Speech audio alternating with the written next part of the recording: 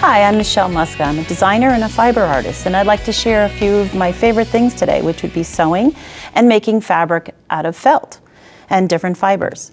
We're going to explore how we can incorporate felted fabric into sewing and patterns. And our first project are these sweet little booties that I made from a vintage-inspired pattern.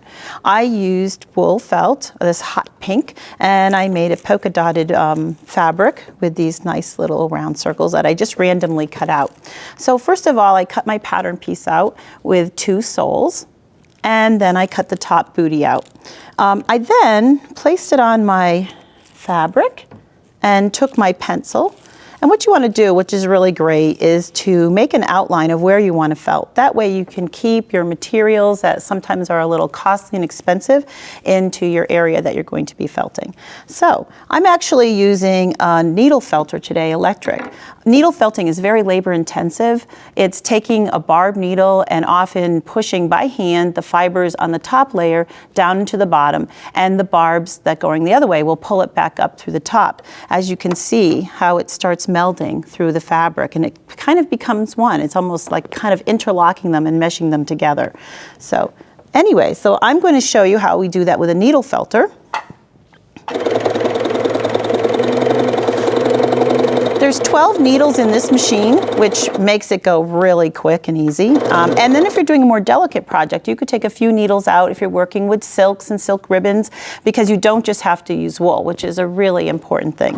So as I'm needle felting, you see the needles are going up and down, and there is a plastic cover covering the needles, which protects your fingers, which also makes it a easy thing for children to use as well, and safe. So you're going to see here, I'm doing this here as well. And once I get enough dots in there, I'm going to take my pattern piece, pin it on, and I'm going to cut it out. So once I have the pattern piece cut out, I'm going to take it over to my sewing machine and sew the back seam up with a 1/4 inch seam.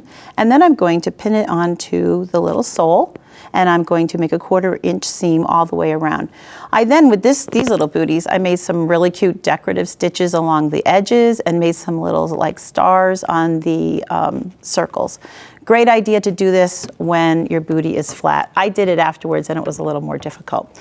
I made some other booties that out of felted fabric, and I didn't just use wool. I started with a wool base, but then I added some dupioni silk, silk ribbons, some alpaca roving, hand-dyed velvet, and I just started layering on until I got what I liked. And you can see from here how the needles take all of that top layers and push it down and through the back. So it's a really strong piece of fabric, and it's really difficult to pull apart. The beauty of felting is if you're not really happy with it, you can just keep layering and put some more things on it. So those are for the little booties. So let's take a look at these adorable booties. Here it is in the blue, and I tied it up with some felted ribbon. And then we also have them with a more of a peach tone with silk ribbon, hand-dyed velvet. It started on a wool base as well, but it also has some really beautiful wool, hand-dyed wool yarn, as well as some alpaca roving. And you want to make sure you put some little socks on the little ones, so in case they're allergic to wool. If you want to do a larger project, then you just go a little bit bigger. This is a piece of wool. It has hand-dyed roving, it has yarn, velvet, silk ribbons. I often use dupioni silk for that. You can also take the dupioni silk over to the felting machine, and you can use that as well, and you can make it textured. So it's almost like it's a ruching. Then you could cut different pieces out and sew them into your pattern, like for pocket pieces or embellishments. This is a really cute little pin cushion that I did. I made felted fabric with an old sweater, and I just swirled it up with some hand-dyed yarn.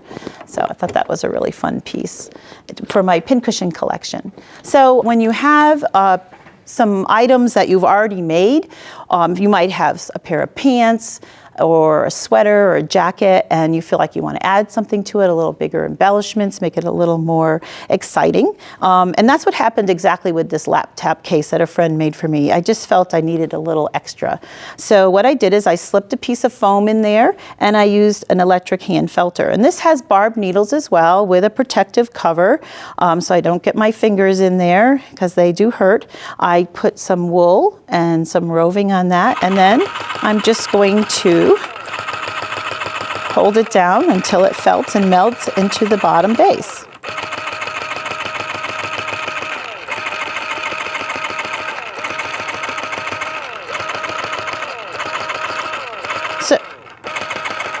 And there's so many other projects that you can do, and you don't just have to use wool felt or silk. This is done with fleece, and we actually, my friend Nancy Masters made that for me, and it's wool roving on top of fleece. So you can make garments, vests, jackets, and you can go in after and put any kind of yarn or anything on it for decorative pieces. It's just a really quick and easy, fun way to embellish your garments and making fabrics. And I really enjoy doing home deck projects as well. And I find that the Union Jack is a really fun symbol to use. And this one I did with some red velvet on wool felt, and then I used suiting on top of that.